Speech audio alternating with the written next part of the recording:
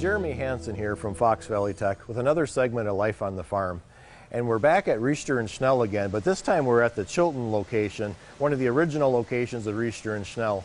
And I want to talk a little bit about setting up kernel processors. And with me today is Brett Staudinger.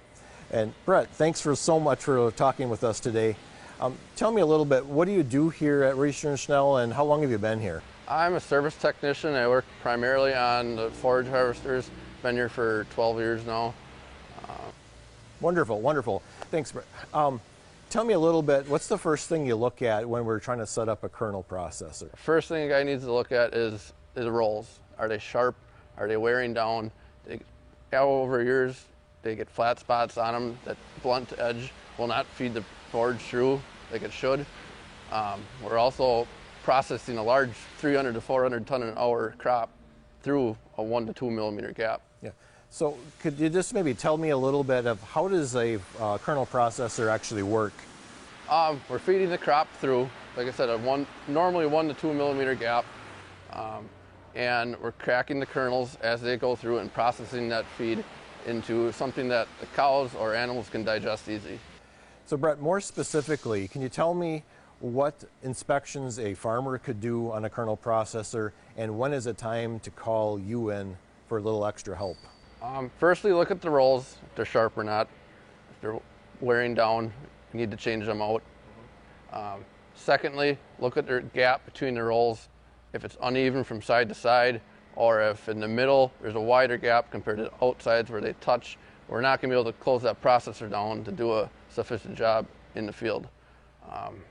When we go through them, then in the shop, in between years, we'll take into account for the wear on the rolls. We'll make sure the stops are set down to where we can get down to that 1 millimeter gap so that they can be processed correctly. So wonderful. Brett, so you're talking about 1 millimeter gap. That's this much. Yep. How much horsepower does it take to this chopper to run corn silage through the chopper compared to like a haylage crop, which is not processed?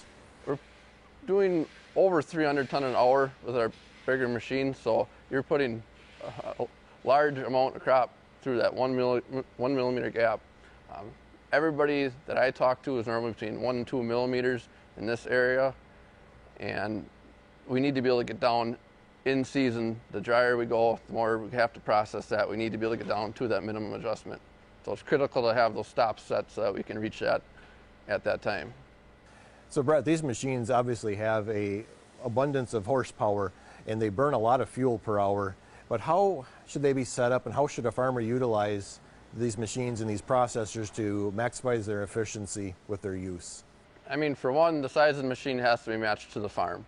We have a wide area of horsepower ranges, and then we have options for the processors to go with them as well. We can go all the way from a 21% speed differential up to a 50% speed differential. That's basically how aggressive we're processing that crop. And then we also have different roll types we can put in. We have our John Deere regular straight cut rolls that we can run, and then we also have shear X cut rolls we can run. So there's a wide range of processing options, and we also can control that gap by adjusting that gap. We want to create the feed needed on that farm. We don't want to over process and take too much horsepower, use more fuel than what we need to.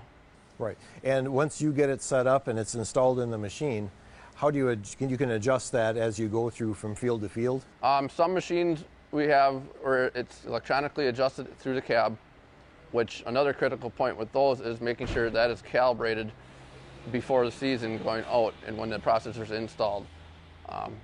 Other ones we have are mechanically adjusted and set in the field and measured with feeler gauges or something similar. Well, thank you, Brett, for your insight on setting up kernel processors and the importance and use of in these choppers. And this is the beginning of our corn silage harvest and definitely something we should all be looking at before we start. For Life on the Farm, I'm Jeremy Hansen.